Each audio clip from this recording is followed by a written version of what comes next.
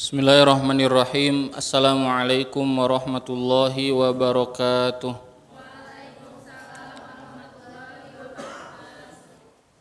Alhamdulillah hamdan katsiran thayyiban mubarakan fih kama yuhibbu rabbuna wa yardah wa sallallahu ala Muhammadin wa ala alihi wa ashabihi wa man tabi'ahum bi ihsanin ila yaumiddin. Asyhadu an la ilaha illallah wa asyhadu anna Muhammadan abduhu wa rasuluh. Allahumma la ilma lana illa ma 'allamtana innaka antal alimul hakim. Allahumma anfa'na bima 'allamtana wa 'allimna ma yanfa'una wa zidna ilman. Ikhwan wal akhwat, kita masih dalam pembahasan fikih salat, bab furudus salat atau bab rukun-rukun salat atau perkara-perkara yang wajib dalam salat. Pertemuan sebelumnya sudah pernah saya sampaikan bahwa dalam salat itu ada yang namanya rukun, ada yang namanya sunnah. Yang rukun tidak boleh ditinggalkan dan tidak boleh salah dalam melakukannya. Apabila meninggalkannya maka salatnya tidak sah. Salatnya apa? Batal. Ya, salatnya batal. Atau salatnya tidak diterima. Nah, maka ya kita harus tahu mana saja yang diwajibkan dalam salat dan mana saja yang sunnah dalam salat. Yang wajib dalam salat ya semuanya ada berapa? Kemarin saya sampaikan ada 13. Kok di buku ini ada 17? Karena di buku ini ya ada satu rukun namanya tumakninah, dijadikan dia berdiri sendiri. Nah, padahal tumakninah itu masuk ke dalam setiap rukun. Tumakninah itu sempurnanya setiap gerakan, kayak ruku sampai tumakninah, sujud sampai tumakninah, duduk sampai tumakninah. Itu namanya tumakninah. Tumakninah itu sempurna dalam gerakannya dan sempurna dalam bacaannya. Jadi semuanya ada 13 ya. Ada rukun ucapan, rukun gerakan, sama rukun hati dan rukun maknawi.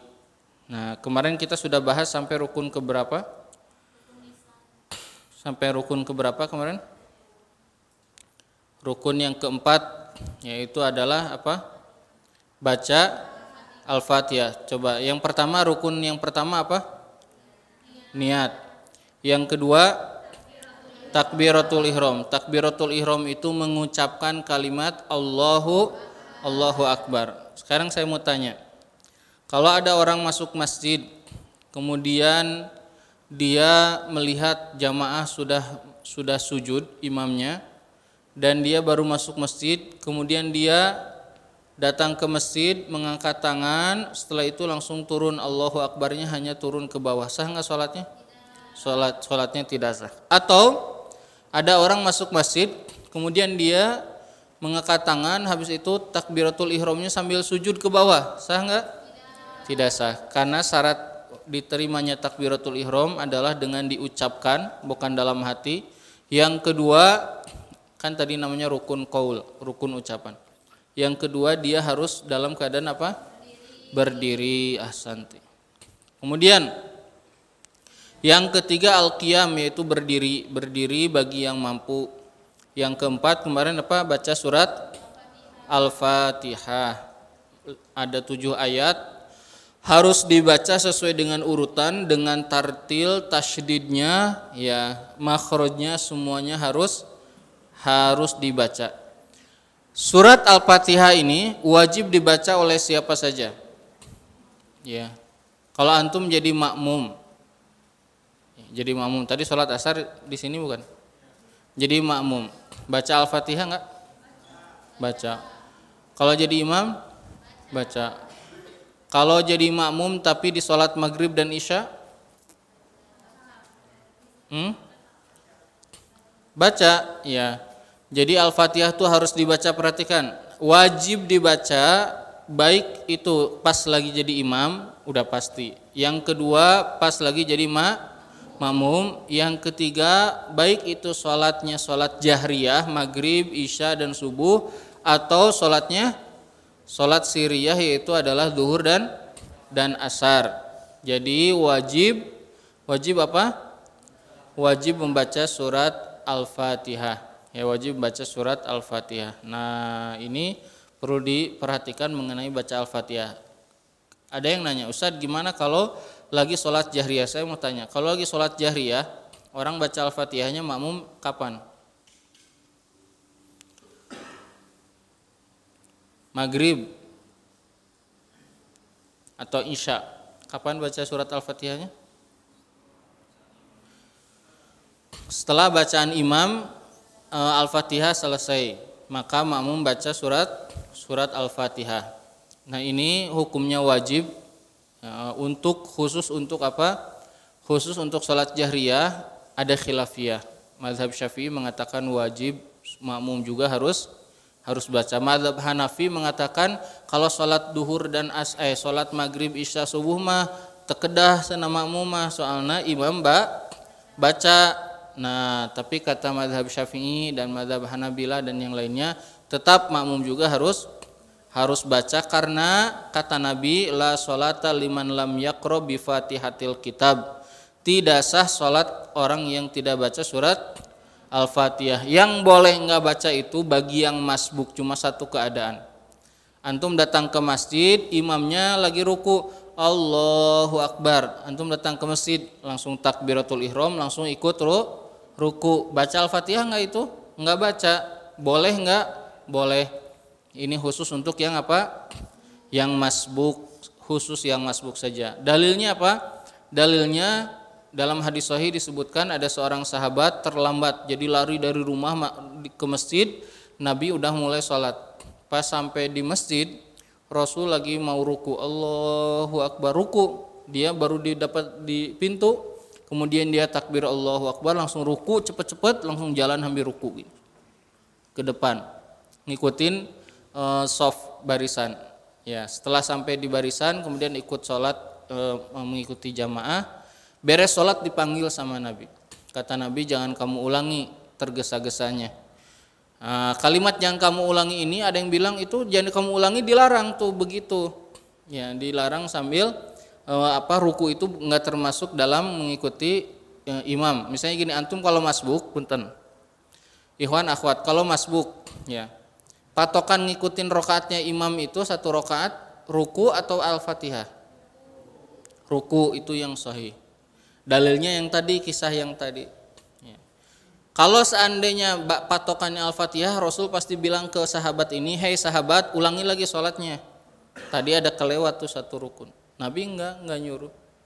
Nah, maka khusus dalam keadaan ini saja Al-Fatihah tidak dibaca, tidak apa-apa. Baik, sekarang masuk yang kelima, yaitu ruku. Ruku, yaitu adalah gerakan menundukkan kepala, punggung. Ya, ruku itu adalah ada dua keadaan. Ada namanya sifatul ijza, cara yang dibolehkan, sama yang kedua cara yang sempurna. Ya, yang pertama cara yang dibolehkan itu adalah dia turun tapi tidak lurus. Kebanyakan kayak orang tua begini. Allahu Akbar, Allah. Lurus nggak ini? Enggak. Ini boleh nggak? Boleh selama tangannya dua-duanya menggenggam apa? Lutut. Ya, menggenggam lutut. Yang kedua, sifatul kamal, cara yang sempurna, yaitu adalah lurusnya punggung. Ya, sebagaimana dalam sebuah riwayat disebutkan, kalau diletakkan barang maka punggungnya diam, si barangnya diam. Allahu Akbar. Gini, ini lurus punggungnya. Nah, ini sempurnanya ruku. Ya, sempurnanya apa? Ruku. Jadi punggungnya begini lurus. Ya, punggungnya lurus. Ini yang sempurna. Tangannya di mana? Tangannya menggenggam lutut. Dia tidak dirapatkan tapi dilonggarkan.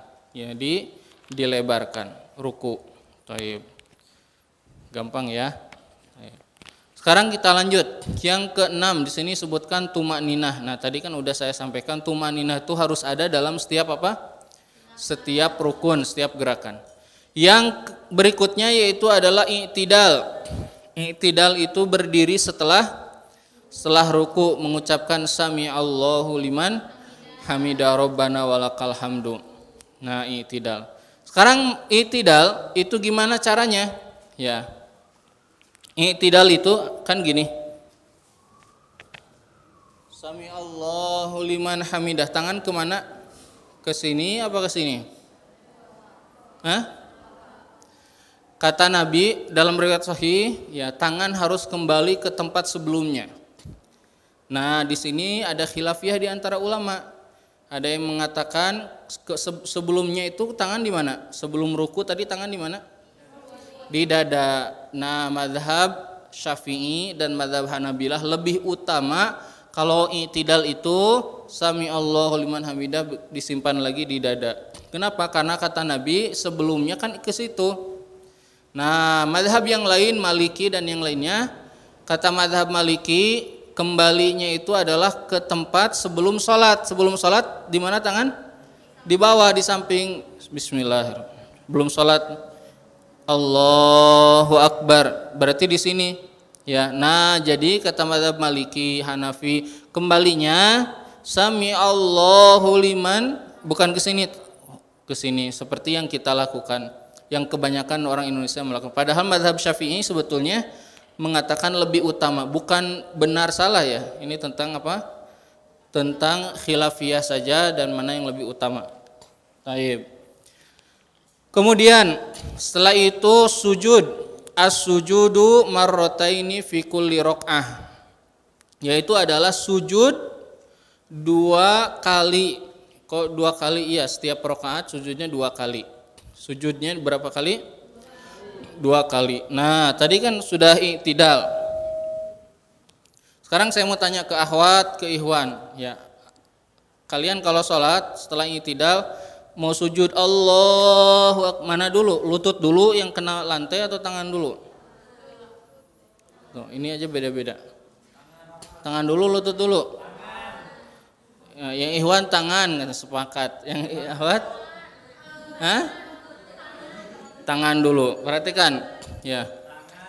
Mana dulu kalau kita sudah i'tidal Allah, apakah tangan dulu atau lutut dulu? Nah, mazhab Syafi'i, mazhab Hanafi dan mazhab Hambali mengatakan lutut dulu. Allahu Akbar. Baru tangan. Lutut dulu baru tangan. Adapun mazhab Maliki yang mengatakan ya boleh tangan dulu, boleh lutut dulu. Jadi yang mengharuskan tangan dulu itu tidak ada mazhab yang mengatakan begitu. Yang mengatakan begitu adalah Syekh Albani dalam kitab Sifat Salat Nabi. Nah, terus Ustaz mana yang sahih? Ini khilafiyah. Perbedaan pendapat menjelaskan kata Nabi kalau kamu sujud jangan turun seperti turunnya unta. Unta tuh tangan dulu atau lutut dulu. Nah, maka di situ khilafiyah, terjadi khilafiyah. Tapi yang kuat itu adalah lutut dulu. Kecuali bagi mereka yang sakit atau ada uzur, udah tua kan ini, nah gitu ya, tangan dulu. Nah, begitu. Itu yang paling kuat. Menurut siapa? Jumhur, Hanafi, Syafi'i dan Hambali. Adapun Maliki mengatakan mana we yang penting jangan kepala dulu ya. Mau tangan dulu, mau lutut dulu boleh gitu. Nah, adapun yang mengatakan tangan, harus tangan itu paling sahih itu pendapatnya Syekh Albani dalam kitab Sifat Salat Nabi ya. Jangan pernah mengatakan ini adalah pendapat yang paling kuat karena ini masalah apa? Khilafiyah. Ya. Karena banyak sekarang itu para pemuda baru belajar ikut kajian-kajian, kemudian ketika sholat di sampingnya ada yang turunnya lutut dulu, terus dia lihat kayaknya ini nggak ngerti sunnah katanya. Padahal ya dia yang nggak ngerti sunnah, disangkanya tangan dulu itu paling nyunnah. Padahal itu hanya pendapatnya siapa? Syekh Albani, ulama mutaakhirin, ya ulama dahulu lutut dulu. Nah, jangan mengatakan begitu. Kalau mengatakan menurut saya dalil yang paling kuat menurut Syekh Albani, ya berarti ini khilafiyah. Jangan mengatakan ini kuat, ini nyunnah, ini enggak nyunnah. Nah, begitu ya. Karena banyak kejadian. Kalau lihat ada bapak sholat turun lutut dulu terus dibilang ini kayaknya belum ngaji katanya gitu. Nah, ini muskilah ya, musibah. Enggak boleh begitu ya, berarti belum belajar. Baik, kemudian nah sujud itu ada kewajiban ya 7 anggota badan harus terkena ke lantai. Apa saja 7 anggota badan? Coba kening, coba kening, hidung, terus tadi siapa lagi? Kening, hidung, terus kanan, telapak tangan kanan, kiri berarti 4, terus lutut kanan, kiri berarti 6, terus telapak kaki kanan, kiri berarti 8 dong. Katanya 7. Ya coba ulang lagi. 7 apa aja?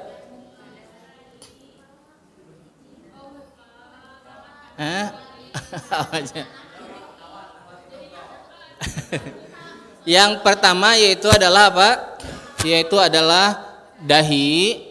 Ya, itu yang wajib. Dalam mazhab Syafi'i, dahi dibarengi dengan hidung. Boleh enggak Ustadz kalau ada orang cuma kena dahinya aja, hidungnya enggak kena? Boleh. Ya, tetap sah. Yang paling wajib adalah yang kena apanya? Dahinya. Ya, yang kena dahinya. Kalau dengan hidungnya itu sempurna berarti. Ya, jadi kalau kena dua-duanya sempurna. Tapi kalau cuma dahi aja boleh enggak? Boleh. Ya. Yang kedua telapak tangan kanan kiri, lutut kanan kiri sama telapak kaki kanan dan kiri. Nah, itu adalah 7 anggota badan. Dalam mazhab Syafi'i dikatakan apabila orang, misalnya antum, ikhwan, pakai peci gini. Terus kena lantai. Ini lihat, ini jidat saya. Kalau kena tempat sujud, kena enggak jidat saya ke tempat sujud? Kena enggak? Enggak, dalam mazhab Syafi'i tidak sah. Ya, orang pakai peci, pakai sorban, kemudian dia terhalang dengan sesuatu yang barang itu ikut dengan dia ketika berdiri, ketika turun, maka tidak sah, maka harus terkena apanya? Dahinya harus kena dengan lantai. Ya, harus kena dengan lantai. Itu dalam mazhab Syafi'i demikian. Baik, ya. Kemudian bagaimana letak tangannya ketika sujud? Letak tangan itu lurus di samping telinga, ya, lurus samping telinga. Untuk ikhwan, ya, sunnahnya dilebarkan. Untuk akhwat, sunnahnya dirapatkan badan ininya, ketiaknya. Kalau ikhwan boleh nggak akhwat begini? Boleh, ya. Itu masalah afdoliyah. Yang diperbolehkan adalah kalau akhwat sholat di tempat sendirian tertutup atau misalnya terhijab. Tapi kalau banyak orang ngelihatin misalnya di depan Ka'bah, ikhwan banyak lihat, maka harus dirapatkan. Nah, kemudian kalau ikhwan kemudian perut, ya, harus jauh dari apa? Dari paha. Ya, perut jauh dari mana? Dari paha. Ya, coba ada ikhwan praktek sini. Di sini.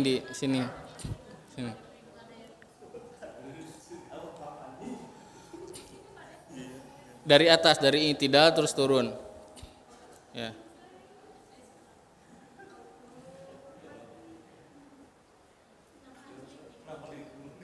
Udah bukan wudu ya mah. Ya. Dari atas. dari i'tidal langsung turun ke bawah. Allahu akbar, ya. Ya, dari ruku dulu lah boleh.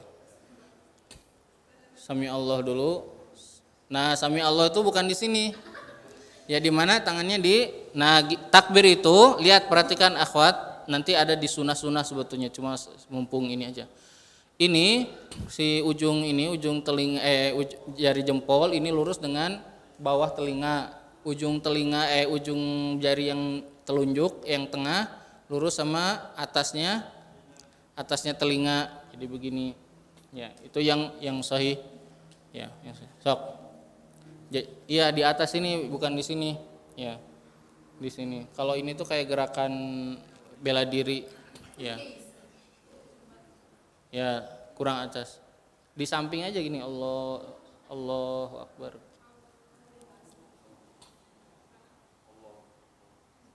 Terus takbir ke bawah. Lutut dulu. Ya, sujud. Lutut dulu, tangan dulu. Lutut dulu, tangan dulu. Coba praktekin. Lutut dulu, tangan dulu. Antum mau pakai mazhab mana?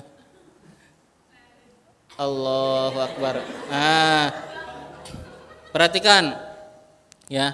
Yang ikhwan, nah lihat ini si tangan ini lurus dengan telinga. Ustaz gimana kalau sholatnya jamaah kan sempit dempetan. Nah, itu baru dirapatkan. Kemudian yang kedua, si tangan ini melebar dari ketiak. Kalau akhwat dia dirapatkan ya untuk menjaga rasa malu saja. Tunggu dulu belum selesai. Ya. Kemudian lihat perut, nah, antum kurang maju sujudnya. Jadi perut itu agak jauh. Nah, ini jauh dengan paha, ini jauh dengan paha ya. Kecuali banyak kemajuan perutnya ya nggak apa-apa. Nah, ini boleh misalnya ini terlalu lebar, agak rapat ke sana, nggak apa-apa ya. Nah, sekarang saya mau tanya, kaki belakang dalam mazhab Syafi'i kaki belakang rapat atau terbuka? Dalam mazhab Syafi'i terbuka. Ya, selebar 1 jengkal. 1 jengkal. 1 jengkal. Nah, segitu. Ya. Nah, ini dalam mazhab Syafi'i. Ya, dalam mazhab Syafi'i. Tentunya kalau misalnya Ustaz kok ada yang harus rapat, ya ada yang rapat, ada yang ininya tuh tidak melebar begini, tapi dia lebih dekat. Khilafiyah, ya khilafiyah dalam fikih. Tapi itu saya kira paling kuat ya tata cara yang tadi. Taib, syukron, jazakumullah. Taib, kemudian berikutnya tumaninah udah. Kemudian al-julusu bainas sajdatain, duduk di antara dua sujud. Duduk dalam sholat itu ada 3 macam, ya. Ada 3 macam. 1 duduk iftiroshi, yang kedua duduk tawarruk, yang ketiga duduk dengan meluruskan telapak kaki. Coba ada yang bisa praktek lagi nggak? Duduk iftiroshi gimana? Duduk tawaruk gimana? Sok. Iya, antum nggak usah balik lagi ke situ. Duduk aja, duduk di bawah langsung. Duduk itu ada pertama duduk iftiroshi. Gimana iftiroshi? Nah gitu. Itu namanya itu benar tadi. Itu duduk iftiroshi. Kedua kaki kita di bawah pantat. Ya. Sekarang duduk tawaruk. Tawaruk gimana? Duduk jengmu tadi naon bedana? Oh, enggak nekuk. Nah, ini duduk iftiroshi. Ya, sekarang duduk tawaruk. Tawaruk tuh kayak tahiyat akhir. Nah, ini duduk tawaruk namanya. Kemudian sekarang satu lagi duduk yang telapak kakinya diluruskan. Saya lupa namanya. Nah gitu. Nah ini macam-macam dalam duduk dalam sholat. Ya, duduk dalam sholat. Bukan sholat, bukan duduk karena orang tidak bisa berdiri. Kalau orang tidak bisa berdiri, jadi duduknya ada iftiroshi, sama ada duduk sila. Tahu sila? Duduk sila boleh kalau orang nggak bisa berdiri. Ini kalau ini duduk di antara 2 sujud, hanya ada 2 iftiroshi yang dilakukan. Yang tadi yang pertama iftiroshi atau duduknya si kakinya yang diluruskan di belakangnya. Tapi yang paling kuat yaitu adalah duduk iftiroshi. Semua sholat ya duduknya duduk iftiroshi namanya. Ya duduk iftiroshi. Gitu. Kemudian duduk di antara 2 sujud itu ya di mana tangannya diletakkannya? Di atas paha. Ya. Kemudian setelah itu tasyahud akhir. Ya. Kenapa tasyahud akhir? Tasyahud akhir termasuk rukun. Ya, tasyahud akhir itu dengan mengucapkan apa? Asyhadu alla ilaha at-tahiyatul sholawat dan seterusnya. Itu namanya tasyahud akhir. Hukumnya rukun wajib, tidak boleh ditinggalkan. Nah, tasyahud akhir ini dengan cara apa? Telunjuknya diangkat. Nah, sekarang mau tanya. Telunjuk ini diangkatnya gimana caranya dalam sholat? Hah? Dari awal pas asyhadu. Terus ada lagi nggak yang berkali-kali gini? Ada juga. Dalam mazhab Syafi'i ya mengangkat telunjuk itu dilakukan ketika mengucapkan asyhadu alla ilaha illallah. Ya, jadi sebelumnya di mana posisinya? Posisinya begini. Ya, posisinya begini, yang satu begini, tahiyat.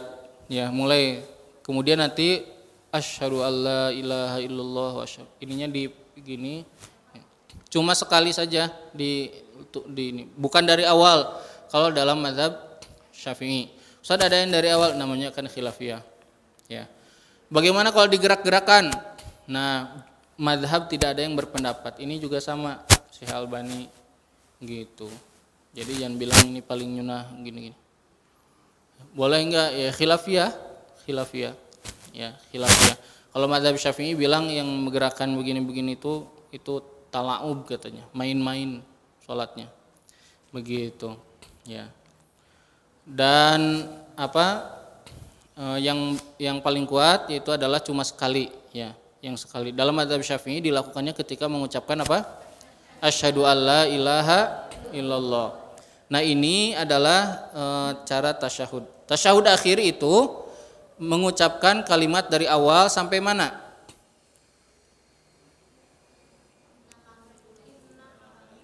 Tasyahud akhir itu tasyahud itu sampai mana coba? At-tahiyatu sholawatul mubarakatuh dan seterusnya. Allahumma sholli ala Muhammad wa ala ali Muhammad. Afwan, sebelumnya tahiyatu sholawatul mubarakatuh. Wassalamualaikum ayuhan nabi dan seterusnya sampai asyhadu alla ilaha illallah wa asyhadu anna Muhammadar Rasulullah. Itu namanya tasyahud. Kalau setelah itu bukan tasyahud, setelah itu doa Allahumma sholli ala Muhammad namanya sholawat. Nanti masuk ke rukun yang berikutnya, rukun qauli yang terakhir, sholawat kepada Nabi. Yang terakhir kedua, sholawat kepada Nabi. Jadi tasyahud itu ya sampai asyhadu alla ilallah wa asyhadu anna Muhammadar Rasulullah. Itu namanya tasyahud. Yang namanya apa? Tasyahud. Kemudian yang berikutnya yaitu adalah sholawat kepada Nabi, yaitu mengucapkan Allahumma sholli ala Muhammad.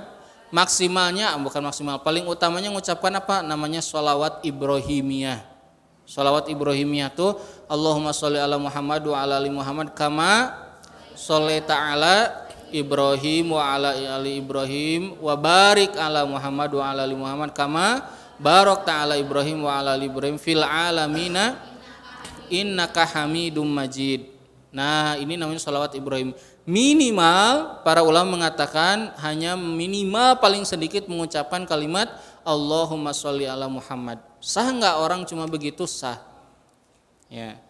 Setelah tasyahud asyhadu alla ilaha illallah wa asyhadu anna Muhammadar Rasulullah. Allahumma sholli ala Muhammad. Sah tidak? Hukumnya sah. Ya. Jadi mengucapkan sholawat kepada Nabi di tasyahud akhir, karena di tasyahud awal juga ada sholawat, tapi hukumnya bukan wajib, hukumnya sunnah, nanti ada di sunnah-sunnah sholat. Kemudian yang terakhir yaitu salam. Salam dalam sholat ada dua. Salam apa? Salam ke kanan sama salam ke kiri. Salam ada dua, yaitu salam ke kanan assalamualaikum warahmatullahi ke kanan, sama salam ke kiri. Nah, salam itu yang wajibnya yang ke kanannya, yang ke kirinya hukumnya sunnah. Kalau ada misalnya gini, mahasiswa misalnya, tahiyat, assalamualaikum, sholat langsung kabur dari sholat. Kenapa? Takut terlambat misalnya bis mau pulang, langsung sah nggak sholatnya? Sah, karena dia yang sisanya adalah sunnah. Assalamualaikum, dia langsung pergi, ya. Assalamualaikum. Tapi ada yang mengatakan dia tetap harus sujud sahwi karena meninggalkan sunnah. Ya, assalamualaikum. Ya. Gimana kalau cuma assalamualaikum, kemudian selesai, hukumnya tetap sah karena ini sunnah yang kesini. Tapi tidak sempurna karena sunnah juga harus dilakukan, dan dalam madhab semuanya mengatakan kalau sunnah ditinggalkan harus sujud sahwi. Nah, jadi assalamualaikum. Kemudian salam itu ada 3 ucapan. Yang paling pendeknya adalah mengucapkan assalamualaikum, assalamualaikum. Yang paling panjangnya mengucapkan assalamualaikum warahmatullahi wabarakatuh, assalamualaikum warahmatullahi wabarakatuh. Dan salam itu ya pelipis kanan ini terlihat sama orang belakang. Ya. Kalau ke kiri terlihat sama orang belakang. Jadi bukan gini. Lihatin apa ya ke atas, ke belakang ini. Ya itu namanya salam. Baik, yang berikutnya yaitu adalah tartib berurutan. Sekarang saya mau tanya, ya. Ini kan rukun, ya, rukun. Mungkin nggak ada rukun kelewat dalam sholat? Mungkin orang lupa ngalamun, ya. Lagi sholat ingatnya proyek, lupa rukunya nggak dilakukan. Tahu-tahu sujud, tadi rukunya gitu. Nah, ingat kaidahnya begini, kasih catatan. Setiap rukun itu tidak bisa dibayar dengan sujud sahwi. Wajib dilakukan. Kalau dia tertinggal dia harus balik lagi. Ya. Dan tetap harus sujud sahwi, tapi dia tetap harus dilakukan. Sujud sahwinya karena dia telah lupa, tapi dia harus melakukan. Misal orang sholat, ya lupa nggak ruku, tiba-tiba sujud aja. Pas lagi sujud baru ingat tadi asa acan rukunya. Nah, apa yang harus dia lakukan? Nah, bukan. Yang dia lakukan, dia ingatnya lagi sujud, dia berdiri lagi. Allahu Akbar, berdiri lagi. Kemudian setelah itu Allahu Akbar ruku. Balik lagi ke posisi yang tadi. Kalau ingatnya di mana? Kalau ingatnya lagi sujud. Tapi kalau ingatnya sudah balik lagi ke atas, ingatnya pas lagi ruku lagi, atau pas lagi berdiri mau ruku, tadi sebelum ruku di rakaat ke-1, maka dianggap rakaat itu balik lagi menjadi rakaat ke-1. Paham? Ya. Jadi caranya begitu. Kalau seandainya ingatnya masih di bawah, lagi sujud, balik lagi ke atas. Jangan langsung ruku, berdiri dulu baru ruku, karena ruku itu ada setelah adanya berdiri. Nah, tapi kalau ingatnya sudah berdiri lagi, maka dianggap rakaat itu adalah rakaat yang tadi. Sekarang yang jadi pertanyaan gini. Gimana kalau yang lupa itu makmum? Sholatnya di belakang, nggak kedengeran, ya terus tiba-tiba orang-orang pada sujud, dia ikut aja sujud, ya nggak ruku, Allahu Akbar langsung sujud. Dia kan kelewat. Nah, bagaimana dia sholatnya? Dia ikutin imam sampai selesai, nanti baru nambah satu rakaat. Nah, ini baru nambah 1 rakaat. Nah, semua yang dilakukan tadi itu tetap di akhirnya tetap harus sujud sahwi. Kalau misalnya lupanya Al-Fatihah gimana? Kalau lupanya Al-Fatihah maka dianggap rakaat tadi tidak ada. Lagi sholat, pas lagi duduk di antara 2 sujud, ingat tadi enggak baca Al-Fatihah saya. Nah, dia nanti berdiri lagi, diulang lagi. Misalnya tadi rakaat kedua, berarti dianggap itu balik lagi ke rakaat kedua. Dan nanti di akhir sholat sebelum salam dia tetap harus sujud sahwi. Nah, itu namanya rukun. Jadi rukun itu tidak bisa dibayar dengan sujud sahwi. Ya, tidak bisa diganti dengan sujud sahwi. Sekarang sunnah-sunnah sholat. Antum di sini dulu ya, biar ini terakhir sekarang. Sunnah-sunnah sholat. Sunnah-sunnah sholat itu banyak. Ya, di antaranya itu adalah pertama mengangkat kedua tangan. Nah, jadi ikhwan akhwat harus dibedakan. Takbiratul ihram itu yang wajibnya bukan mengangkat tangannya, tapi mengucapkan apa? Allahu Akbar. Ya, mengangkat tangannya mah hukumnya apa? Sunnah. Mengangkat tangan hukumnya sunnah. Mengangkat tangan itu dalam sholat ada 4 tempat. Pertama, takbir ketika takbiratul ihram. Kedua kapan? Ketika mau ruku. Ketiga ketika i'tidal. Sami Allahu liman hamidah. Ya, ketika i'tidal. Yang keempat ketika bangun dari tahiyat pertama. Dari bawah habis tahiyat pertama, Allahu Akbar, maka angkat tangan lagi. Jadi berapa kali sunnah mengangkat tangan? 4 kali ya. Kemudian setelah itu di antara sunnahnya adalah baca doa ini ada urutan yang harusnya yang berikutnya di bawah, paling bawah tuh ada itu mah ini ya terjemahan. Wad'ul yumna, yaitu meletakkan tangan mana? Tangan kanan di atas tangan kiri. Ini sunnah juga, hukumnya sunnah. Sekarang saya mau tanya, gimana cara meletakkan tangan kanan di atas tangan kiri dan di mana diletakkannya? Coba antum berdiri sini, menghadap ke teman-teman. Coba di mana diletakkannya, meletakkannya gimana? Iya, betul. Sok. Kurang atas ininya, Allahu Akbar ya.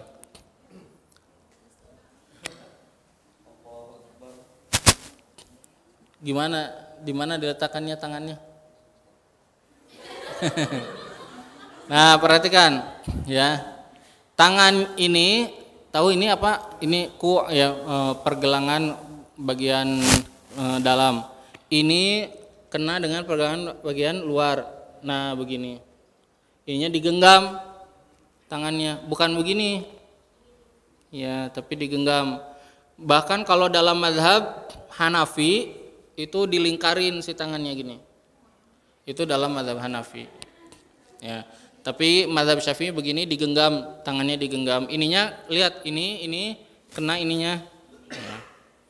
Gitu ya. Pas dengan. Nah, kemudian diletakkannya di mana? Di dada, di ulu hati, di perut, di pusar, di mana? Di mana?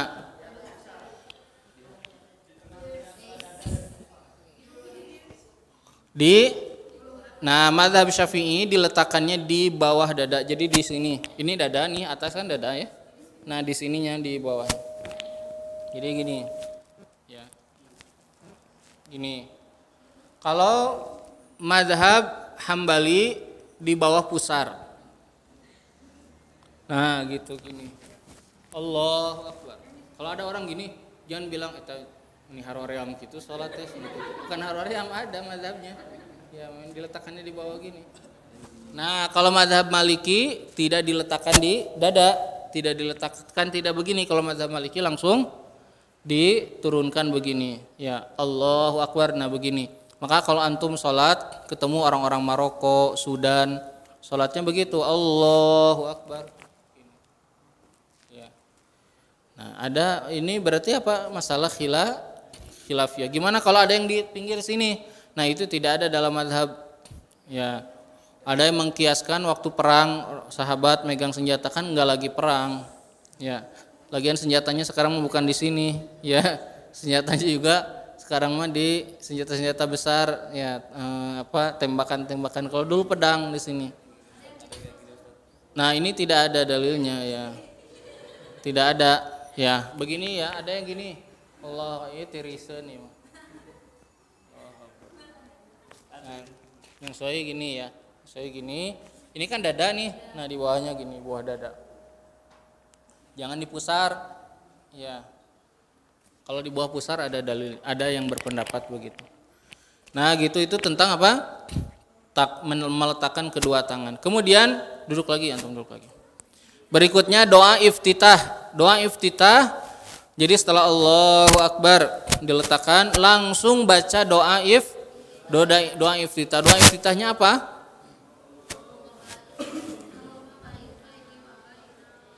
Ya, doa iftitah itu banyak sekali ya yang sahih. Dalam mazhab Syafi'i yang paling kuat itu adalah wajjahtu wajhiya lilladzi fataras samawati wal arda hanifa wa ma ana minal musyrikin. Inna sholati wa nusuki wa mahyaya wa mamati lillahi rabbil alamin la syarika lahu wa bidzalika umirtu wa ana minal muslimin. Saya ulangi lagi. Apa tadi? Doa iftitah dalam mazhab Syafi'i yang paling kuat itu doa apa? Wajjahtu wajhiya lilladzi fataras samawati wal arda hanifa wa ma ana minal musyrikin. Inna sholati wa nusuki wa mahyaya wa mamati lillahi rabbil alamin la syarika lahu wa bidzalika umirtu wa ana minal muslimin. Itu doa istiftahnya. Boleh nggak usah doa yang lain, subhanakallahumma ta'ala jadduka dan seterusnya, boleh. Allahumma ba'id baini, boleh. Banyak sekali doa-doa yang sahih. Nah, kemudian setelah baca doa istiftah, ya, kemudian disunnahkan ya berta'awud. Nah, sunnah berikutnya ta'awud. Berarti ta'awud ini sebelum baca surat Al-Fatihah. Jadi urutannya gini, ikhwan akhwat, Allahu Akbar langsung baca doa iftitah.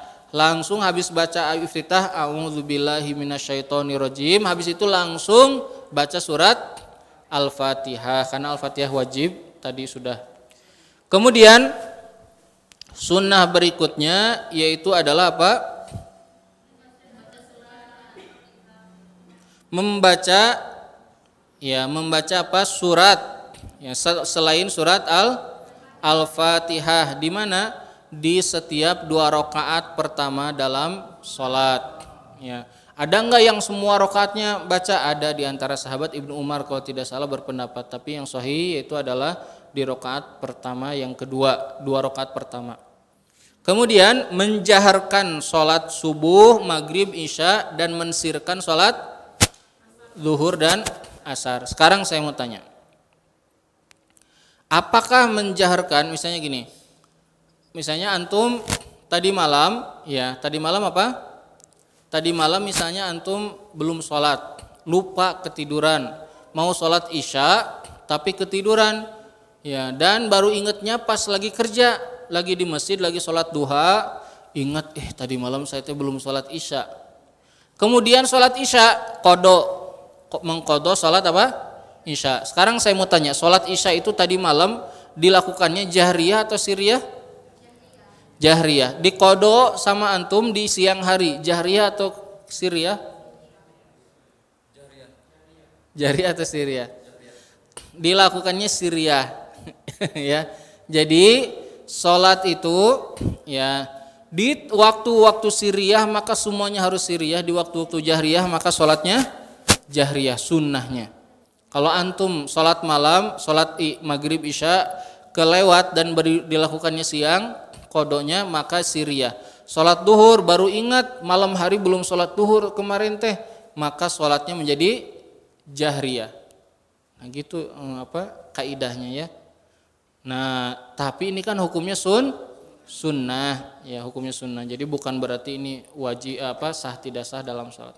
Kemudian takbir selain takbiratul ihram sudah. Takbir sebelum takbiratul ihram. Kalau tadi apa? Mengangkat tangan yang 4 itu, kalau ini takbir. Berapa takbir dalam sholat? Selain takbiratul ihram berapa takbir? Takbir ke ruku, takbir ke sujud, takbir ke duduk, takbir ke sujud lagi, ya, takbir berdiri. Nah itu takbir dalam sholat. Kemudian lihat sini dalam buku ini, biar antum ada bukunya kan. Nah disebut dan kunut ketika rakaat kedua, ada nggak? Ada. Jadi kalau ada yang nanya, Ustaz beneran gitu ada kunutnya, ada yang bilang sunnah, ini di bukunya ada ya. Jadi mazhab Syafi'i mengatakan kunut subuh itu sunnah muakkadah. Kalau mazhab Maliki mengatakan sunnah juga, tapi tidak muakkadah. Kalau mazhab Syafi'i setiap subuh di rakaat kedua pas i'tidal itu harus kunut, hukumnya sunnah muakkadah. Ya, sunnah muakkadah. Imam Nawawi mengatakan kalau orang tidak kunut subuh maka dia harus sujud sahwi. Gitu. Jadi kalau antum yang ngelihat ada jamaah ya, kemudian dia marah, di masjid eta mah tara kunut. Ya, saya tuh biasanya kunut. Kenapa sih nggak kunut misalnya? Terus antum melihat kok Bapak ini itu kan nggak ada. Nah, ada. Bapak ini ngikutin mazhabnya. Mazhab apa? Mazhab Syafi'i. Ya, ada dalam mazhab Syafi'i. Nah, dengarkannya, ini saya sampaikan 4 mazhabnya. Mazhab Hanafi Ya, mengenai kunut subuh itu hukumnya bid'ah kata mazhab Hanafi. Bid'ah nggak ada contohnya gitu.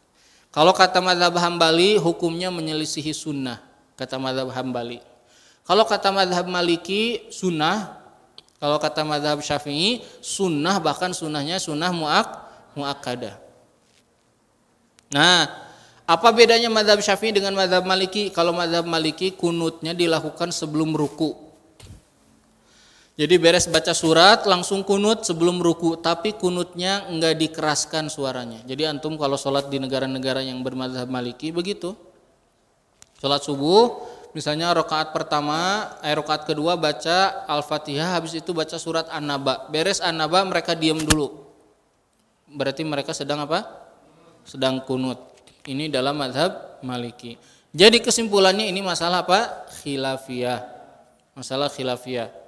Ya, nah kalau udah masalah khilafiyah jangan memaksakan orang, misalnya di masjid orang biasa kunut, kemudian antum mengatakan nggak boleh bid'ah, saya nggak akan kunut di sini, jangan nggak boleh begitu. Ya, ikut kunut atau antum ketika jadi imam di situ kunut, karena ada pendapat yang mengatakan demikian, yaitu adalah mazhab Syafi'i. Terus gini.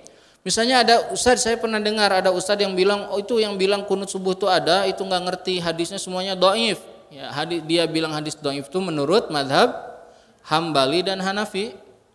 Kata mazhab Syafi'i mah enggak, hadis-hadisnya sahih. Jadi berarti masalah apa? Khilafiyah, masalah khilafiyah. Taib. Ya. Kemudian dan ketika ruku, sunnah berikutnya ketika ruku membaca Subhana rabbiyal azimi wa bihamdih 3 kali. Dan ketika sujud membaca Subhana rabbiyal a'la wa bihamdih berapa kali? 3 kali. Boleh enggak baca selain ini atau ditambah? Boleh banyak, subhanakallahumma wa bihamdika astaghfir Allahumma gfirli, atau yang lainnya boleh. Kemudian berikutnya wa yad'u fis sujudi rukbataihi tsumma yadaihi tsumma jabhatahu wa anfahu. Perhatikan. Tadi kan sujud sudah disampaikan, sujud itu harus 7 anggota badan kena kemana? Ke lantai. Mana dulu urutannya? Nah, baru ini hukumnya sunnah bukan wajib. Urutannya lihat kata mazhab Syafi'i. Wa yad'u fis sujudi rukbatahi, pertama letakkan dulu kedua lututnya. Kayak tadi turun tuh berapa apa dulu? Lutut dulu. Tsumma yadaihi, kemudian kedua tangannya, summa jabhatahu, kemudian dahinya, wa anfahu, kemudian baru hidungnya. Itu urutannya. Ya, urutan ketika turun dari i'tidal. Allah, turun dulu lutut, kemudian tangan, kemudian dahi, kemudian hidung. Nah, gitu urutannya. Ya, urutan turun dari mana? Turun ke sujud.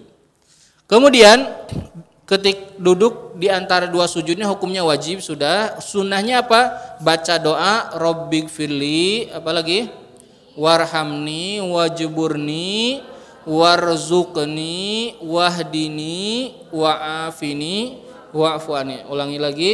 Rabbighfirli warhamni wajburni warzuqni wahdini wa'afini wa'fu anni. Kemudian setelah itu disunahkan duduk istirahah di rakaat pertama dan rakaat ketiga. Nah, sekarang saya mau tanya, duduk istirahah itu yang mana? Duduk sebelum berdiri. Coba gimana? Dari sujud berarti.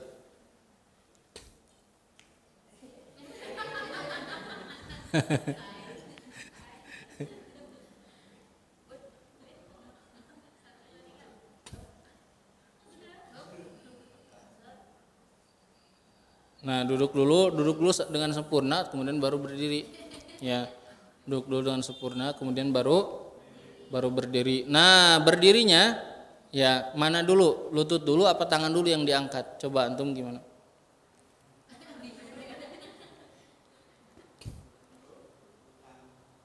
Nah, mana dulu? Tangan dulu apa lutut dulu? Hah? Kalau turun tadi lutut dulu. Kalau naik gimana? Hah? Kalau tangan dulu gimana? Bisa nggak tangan dulu? Bisa, ke paha simpen. Mau push up terus.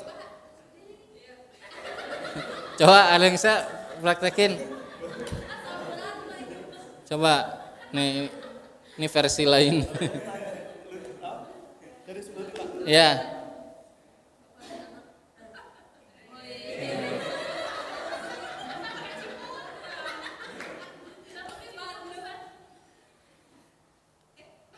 Ya, terus diangkat. Nah, gitu. Iya. Itunya kurang ke depan antumnya. Nah, gitu. Nah, itu lutut dulu. Ya. Sama. Kalau tangan dulu gimana? Katanya tangan dulu. Bisa nggak tangan dulu?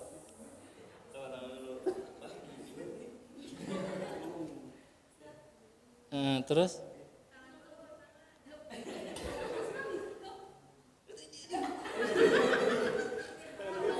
bisa nggak?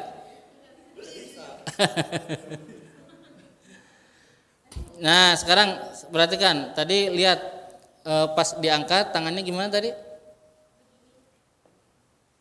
Nah dalam mazhab Syafi'i tidak dibenarkan tangan dikepal.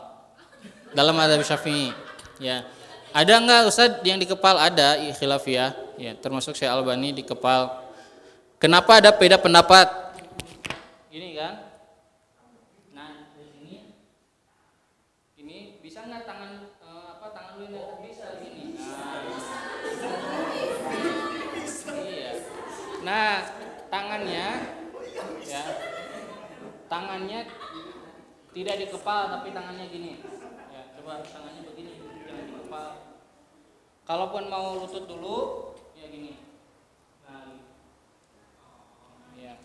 Tangannya tidak dikepal.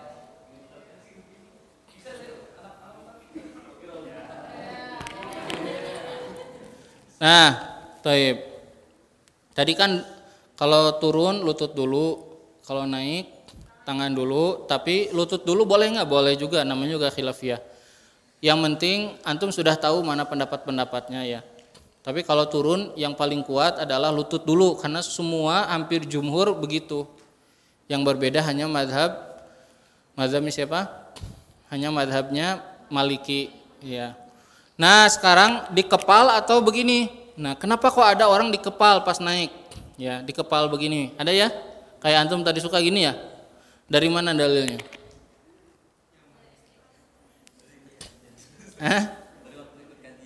Nah, kenapa kok ada yang dikepal, ada yang begini? Karena dalam hadis ya diriwayatkan sahabat melihat Nabi itu seperti orang yang ngadon kue apa sih? Ya adonan kue. Sekarang kata mazhab Syafi'i memang adonan kue teh dikikieun, enggak adonan kue mah digini-gini. Ya, adonan kue pakai telapak ini apa pakai ini? Kalau ngadonan kue gini, bikin adonan kue digini-gini atau digini-gini pakai tangannya, pakai telapaknya bukan pakai kepal. Nah, itu dalam mazhab Syafi'i. Lagi-lagi ini menjadi apa? Khilafiyah, tapi dalam mazhab Syafi'i dibuka. Kemudian ya tasyahud awal, ya, duduk dalam tasyahud awal itu sunnah hukumnya. Duduk dalam tasyahud awal hukumnya juga apa? Sunnah. Sholawat dalam tasyahud awal juga hukumnya apa? Sunnah. Dan sholawat kepada Nabi juga hukumnya sunnah. Sholawat dalam kunut juga hukumnya sunnah. Taib. Kemudian berikutnya al-iftirash fi jami'i jalsat. Semua duduk dalam sholat itu duduknya iftirash. Ya, kecuali duduk tahiyat terakhir. Ya. Saya ulangi lagi. Semua duduk dalam sholat duduknya apa? Iftirash. Pernah nggak antum melihat ada orang sholat subuh 2 rakaat duduknya pas tahiyat itu duduknya iftirash. Coba iftirash gimana? Terus tahiyat. Ada nggak yang begini sholat subuh? Banyak. Atau pas lagi apa? Pas lagi sholat sunnah 2 rakaat duduknya begini? Ada nggak? Ada. Ya banyak. Mazhab Syafi'i gimana? Kata mazhab Syafi'i semua duduk yang di situ ada salam maka duduknya harus tawarruk. Tawarruk itu gimana? Nah, harus tawarruk begini. Kok ada yang duduknya kayak tadi iftiros? Itu mazhabnya Hambali. Kalau mazhab Hambali, saya dengarkan ya. Kalau mazhab Hambali, ya setiap duduk yang pertama itu duduknya iftirosh. Kalau duduk tahiyat kedua itu namanya duduk tawarruk. Ya, saya ulangi lagi. Kalau tahiyatnya yang pertama maka duduknya iftirosh. Tahiyat terakhir namanya tawarruk. Itu Hambali begitu. Makanya subuh itu pas tahiyat itu tahiyatnya ada yang ke satu atau yang kedua. Yang ke satu udah cuma sekali tahiyatnya. Maka kata mazhab Hambali itu harus iftirosh. Kalau mazhab Syafi'i enggak. Pokoknya semua duduk tahiyat. Kalau di situ ada salam maka harus tawarruk. Ya, paham? Nah, itu perbedaan-perbedaan yang ada. Jadi biar paham ya, jangan jangan sampai keliru memahami ikhtilafiyah. Ya, jangan mulai. Kalau misalnya orang duduknya iftiros kayak tadi ya, duduk iftiros, sholat sunnah duduk iftiros pas tahiyat, kemudian bilang ini paling nyunah. Yang lain enggak nyunah, ini enggak benar. Ya, karena ini masalah khilafiyah. Kemudian wa yusannu fin nadhari maudhi'a sujudihi, disunahkan ketika sholat melihat terus ke tempat sujud, kecuali dalam mazhab Syafi'i ketika tasyahud melihatnya ke jari-jari. Ya, kecuali ketika tasyahud melihat ke telunjuk yang kanan. Ya, dalam mazhab Syafi'i. Ada juga dalam mazhab lain mengatakan, saya lupa Maliki atau Hanafi, melihatnya ke depan. Ya. Tapi yang paling sahih adalah melihat kemana? Ke tempat sujud. Kemudian sunnah lainnya khusyuk, tadabur, ini sudah jelas. Ya. Kemudian sunnah lainnya adalah memanjangkan rakaat pertama daripada rakaat kedua. Jadi kalau antum jadi imam, rakaat pertama sunnahnya lebih panjang dari rakaat kedua. Ya. Jangan rakaat pertama surat Al-Ikhlas, rakaat kedua surat An-Naba. Ini keliru, kebalik. Ya, kebalik. Nah, sekarang saya mau tanya, mana yang lebih baik baca 5 ayat dari Al-Baqarah atau baca surat Al-Asr, satu surat lengkap? Mana yang lebih baik baca 5 ayat dari Al-Baqarah atau 6 ayat atau 7 ayat terserah. Pokoknya sekian ayat dari Al-Baqarah sama dengan baca misalnya surat Al-Insyirah Alam Nashr. Mana yang lebih utama? Nah, para ulama mengatakan membaca surat yang sempurna lebih utama daripada baca ayat-ayat yang dipotong-potong dari surat. Ya, maka surat-surat yang lengkap walaupun lebih utama. Kecuali orang yang sholat itu tahu maknanya, yang baca tuh tahu ngerti maknanya, di mana harus mulai, di mana harus. Tahu nggak? Ada orang sholat jadi imam, nggak ngerti ini kisah apa, ini cerita apa, tiba-tiba jadi imam. Karena hafalannya banyak, Allahu Akbar, beres Al-Fatihah, baca surat Az-Zariyat di tengah-tengah. Langsung baca. Qala fama khatbukum ayyuhal mursalun. Dia berkata, hei para tamu, mau pada kemana kalian? Ya orang yang di belakang yang ngerti bahasa Arab, cerita naon itu sih, gitu. Qala fama khatbukum ayyuhal mursalun qalu inna ursilna ila qaum, dan seterusnya. Kami dikirim ke kaum yang zalim untuk menghancurkan kaum itu. Ini kisah siapa sih kok kita nggak tahu. Tiba-tiba habis itu wa qauma Nuh, pindah ke kaum Nuh, kaum Ad, kaum Samud.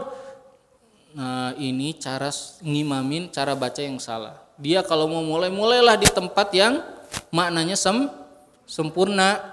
Ya, jangan sholat Allahu Akbar beres Al-Fatihah, ulaika ala hudam mir rabbihim wa ulaika humul muflihun. Innalladzina kafaru.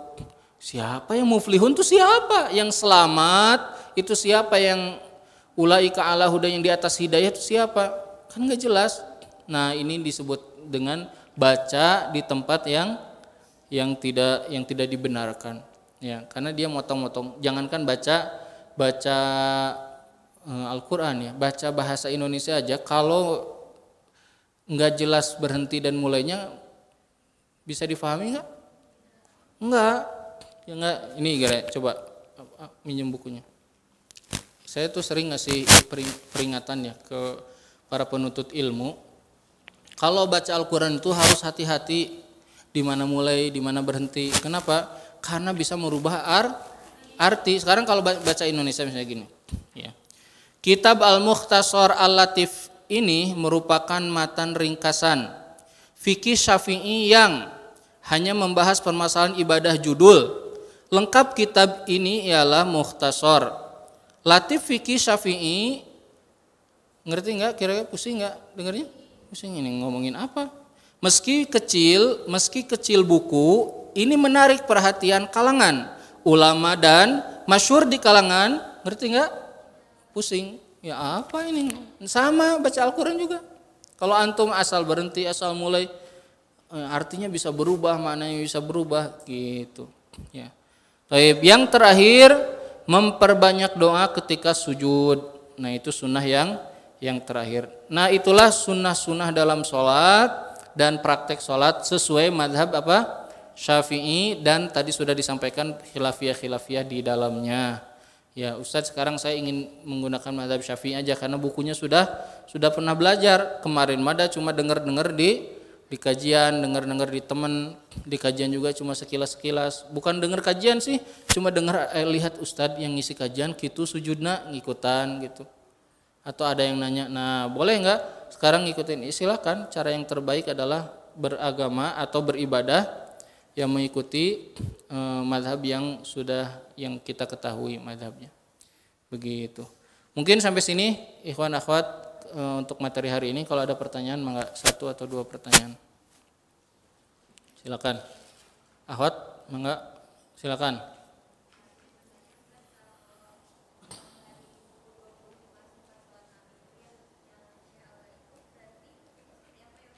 Kalau apa? Ya, sering banget diajarin ya. Ya, antum tahu buku judulnya Sifat Salat Nabi, ditulis oleh Syekh Albani. Syekh Albani itu ulama mutaakhirin. Ya, beliau salah satu pendiri kampus tempat saya belajar di Madinah. Jadi ulama-ulama mutaakhirin, sudah meninggal sudah lama. Nah, banyak tersebar, suka dipakai di kajian-kajian, suka dipakai. Gimana pakai buku itu? Ya tidak apa-apa, itu ijtihad, buku hasil ijtihadnya Syekh Albani. Tapi kalau kita bilang ini yang paling nyunah, itu tidak dibenarkan. Ya, berarti kita sudah melangkahi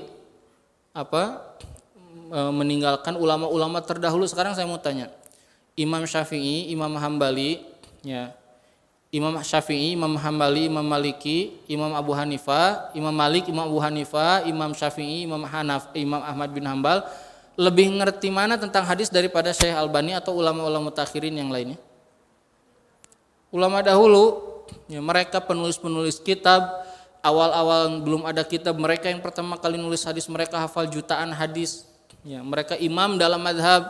Ya, ulama-ulama kesini namanya mujtahid, bukan imam dalam madhab, tapi apa? Mujtahid. Mereka berijtihad. Nah, kita harus bijaksana melihat itu. Pelajari, misalnya kalau menurut kita, ya sudah dipelajari dan ini diteliti hadis-hadisnya dan ingin mengikuti ijtihadnya Syekh Albani, silakan, tapi jangan mengatakan ini adalah pendapat paling sahih atau paling kuat. Kenapa? Berarti kita tadi menendang pendapatnya semua para ulama dahulu, ya, meninggalkan semua pendapatnya ulama dahulu. Ini tidak dibenarkan, karena makanya para ulama mengatakan, saya pernah dengar juga Syekh Sholeh Al-Utsaimin masih hidup, ya, suka ngisi di Masjid Nabawi. Beliau bilang kalau belajar fikih itu jangan langsung dari siapa? Dari para mujtahid akhir-akhir ke sini. Belajar tuh dari pokoknya. Ya, kalau akar mah dari akarnya belajar itu gitu. Karena kalau ngambil dari ulama mutakhirin nanti kita menjadi orang yang tidak punya akhlak gitu, dan menyimpulkannya hanya 11. Imam Syekh Albani menyimpulkan gitu karena Syekh Albani tahu semua mazhab, dia ngerti ini semuanya, menyimpulkan. Kita kan enggak, berarti kita sebetulnya lagi taklid ke siapa? Ke Syekh Albani. Kalau ada orang bilang ahi antum jangan taklid sama Imam Syafi'i, yang sahih itu ini, mana ini buku ini Syekh Albani, antum juga taklid ke Syekh Albani. Karena pemahaman orang antum dengan Syekh Albani sama enggak? Enggak, Syekh Albani mujtahid. Ya, beliau meneliti semua hadis, semua mazhab, kemudian beristihad memahami, saya ngambil pendapatnya ini menurut saya yang paling yakin ini. Kata Syekh Albani begitu, kemudian kita ikut-ikutan. Nah, dulu Imam Syafi'i, Imam Hambali, Imam Maliki semuanya juga begitu. Nah, sekarang antum ngikutin yang mana? Jadi kalau ada yang bilang antum jangan taklid ke Imam Syafi'i, ya antum juga taklid ke Syekh Albani. Mana yang lebih baik, taklid ke ulama dahulu atau ke sekarang? Ulama dahulu. Ya, karena ulama dahulu lebih selamat, lebih terjamin. Ya. Nah, begitu.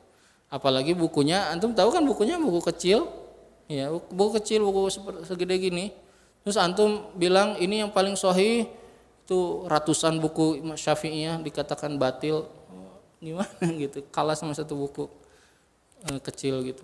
Nah, jadi kalau ditanya Ustadz, jadi gimana? Boleh nggak mempelajari buku ini? Boleh, itu bagus, buku bagus. Yang nggak boleh adalah kita itu dalam khilafiyah mengatakan tidak khilafiyah, ya, mengatakan yang sahih itu yang tidak sahih.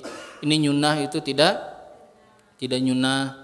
Kalau ada orang turun dari atas ke bawah, ya lutut dulu, terus kita bilang itu belum ngaji kayaknya, belum ngerti manhaj. Kamu yang nggak ngerti manhaj. Nggak ada ulama yang berpendapat itu kecuali Syekh Albani. Ya, berarti Imam Syafi'i nggak ngerti manhaj, berarti Imam Ambali nggak nyunah, Imam Maliki nggak nyunah, Imam Hanafi nggak nyunah gitu. Ya, ini pemahaman ya ngawur, pemahaman ngawur. Dan ini selalu menggunakan kata-kata sunnah, manhaj apa gitu. Padahal kalau diteliti benar nggak sesuai dengan kayak begini. Ustadz, pernah ada yang nanya di kajian, Ustadz, saya ini mau menghafal hadis katanya, mana yang lebih harus saya hafal duluan? Saya bilang Al-Quran dulu, jangan hadis. Saya ingin nyunah katanya. Kamu ingin nyunah? Iya, ingin ngikutin salaf. Coba sebutin, saya bilang ini, sebutin satu ulama salaf dahulu yang tidak memulai menghafal Quran, yang memulai menghafal hadis sebelum menghafal Quran. Saya kasih handphone saya, kata saya. Sebutin. Imam Hambali hafal hadis dulu apa hafal Quran? Quran. Imam Syafi'i, ulama sebelumnya, ulama salafnya, tabi'in, tabi'in, sahabat, ada nggak yang menghafal hadis dulu sebelum menghafal Quran? Nggak ada, semuanya memulai menghafal Quran.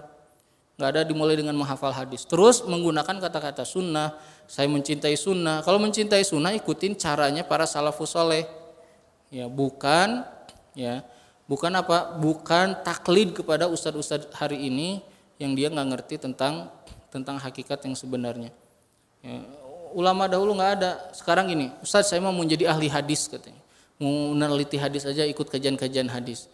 Ada memang ahli hadis yang nggak menghafal Quran? Ada nggak? Nggak ada. Imam Bukhari nggak hafal Quran?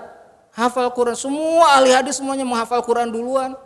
Saya mau jadi ahli fikih, nggak ada yang nggak hafal Quran duluan. Jadi maksudnya kita itu sering mengakui sesuatu padahal kita itu sebenarnya nggak ngerti. Ya, cuma suka menggunakan nama-nama senjata. Kayak orang hari ini di Indonesia, pokoknya kita tuh harus NKRI sejati katanya gitu. Padahal enggak NKRI gitu, cuma ngomong doang NKRI. Naon NKRI gitu. Pokoknya kita mah harus NKRI. Jangan bawa-bawa Arab ke sini. Ini NKRI. NKRI itu harga mati. Coba diteliti, coba kehidupannya sesuai dengan apa asas-asas negara ini atau tidak. Kan enggak kalau ditanya segala macam. Nah, sama gitu. Dalam agama juga banyak orang menggunakan nama-nama yang jitu, tapi dia nggak ngerti sebetulnya. Ya, nggak ngerti. Suka ada yang bilang, ya harus benar beragama tuh manhajnya harus lurus. Coba tanya, jelasin apa itu manhaj. Bingung langsung, naon manhajnya itu bukan nama nyunah. Apa nyunah itu apa? Ya nyunah itu apa? Gitu. Nah banyak Karena belajarnya sepotong-sepotong, jadi harus hati-hati ya dalam perkara ini. Jadi gimana tuh Ustaz? Sekarang tuh belajar agama yang benar, ikutin pendapatnya para salafus soleh dahulu, sedikitkan ucapan, kalau ada khilafiyah sesama muslim harus berlapang dada, dan jangan menghakimi sesama muslim selama itu dalam masalah khilafiyah. Orang-orang yang bijaksana itu dia harus meletakkan perkara khilafiyah, letakkan pada urusan khilafiyah. Perkara bukan khilafiyah letakkan pada urusan yang bukan khilafiyah. Makanya Syekh Utsaimin ketika nulis buku Kitabul Ilmi tentang adab, beliau bilang kenapa harus belajar adab, kata Syekh Utsaimin. Alasannya diantaranya adalah di akhir zaman ini muncul orang-orang penuntut ilmu yang belajar agama itu mengambil dari fatwa-fatwa. Sekarang kejadian nggak? Kejadian anak-anak muda sekarang dari mana coba dapat? Ini dapat dari YouTube. Itu dari fatwa. Dapat dari mana? Itu ada kajian, ada yang nanya, jawaban ustadznya begini, fatwa. Bukunya pernah lihat nggak? Pernah nggak belajar kayak gini, kayak antum gini dari awal sampai akhir terus dibaca? Ya. Nggak pernah lihat bukunya juga. Udah saya mah ngikutin yang sahih menurut sifat sholat Nabi. Pernah nggak lihat bukunya? Jangan-jangan nggak pernah lihat bukunya, jangan-jangan nggak punya bukunya, gitu. Nah, kata Syekh Utsaimin, maka banyak orang-orang yang menyimpang gara-gara itu. Dan yang kedua kata Syekh Utsaimin, banyaknya apa? Banyaknya jidal. Jidal itu apa? Banyaknya perdebatan tentang perkara-perkara yang khilafiyah, yang dari dulu juga udah khilafiyah. Ya, dari zaman dulunya juga, ya, ini teh ada dua pendapat, terus antum datang pengen jadi satu pendapat, bisa enggak? Enggak, kalau antum maksa yang ada kehancuran. Nah, gitu ya. Pertengkaran sesama kaum muslimin. Nah, ini nasihat saya, jadi belajar agama yang benar, ikutin pendapatnya yang dilakukan atau diajarkan adab dan lain-lainnya oleh salafus saleh, sahabat, tabiin, tabiun tabiin. Pelajari dari para ulama-ulama yang mengikuti mereka sesuai pemahamannya mereka, dan berakhlak yang baik ke sesama kaum muslimin, berlapang dada kalau ada urusan khilafiyah, beragamanya dengan ilmu, bukan dari omongan-omongan dalam YouTube, kajian dan potongan-potongan yang antum nggak belajar dari awal sampai akhir. Nah, itu tidak dibenarkan, ya, karena dalam agama itu hakikatnya adalah pada pengetahuan yang benar. Kalau pengetahuan yang benar, sebagai penutup dulu, ya, salah satu ustadz cerita ke saya, bukan satu ustadz, ada 3 waktu itu ngumpul kami ustadz-ustadz, dia cerita kami katanya mengadakan daurah, jumlahnya banyak sekali, mungkin ratusan ya. Dites, ini yang suka ikut ini, mereka orang anak-anak muda yang suka bilang kita harus nyunah sesuai dengan manhaj dan seterusnya. Dites apa? Sebelum daurah dikasih lembaran, suruh isi apa yang kamu tahu tentang manhaj salafus soleh. Kata ustadz ketua panitianya, ada di Bandung ustadznya, dia LCMA, dia bilang 75%, hampir 80% yang ikutan daurah itu nggak ngerti apa itu manhaj. Yang mereka kalau ngomong itu kayaknya belum nyunah, nggak ngerti, nggak bisa jawab, nggak benar jawabnya, ya asal ya katanya 80%, hampir 80% gitu. Nah, ini peristiwa ini banyak terjadi, jadi hati-hati antum kalau jadi murid yang benar dan tetap berlapang dada, beragama dengan ilmu, berlapang dada terhadap kaum muslimin dalam urusan khilafiyah. Demikian mungkin untuk pertemuan hari ini, karena sudah mau 5:30 kita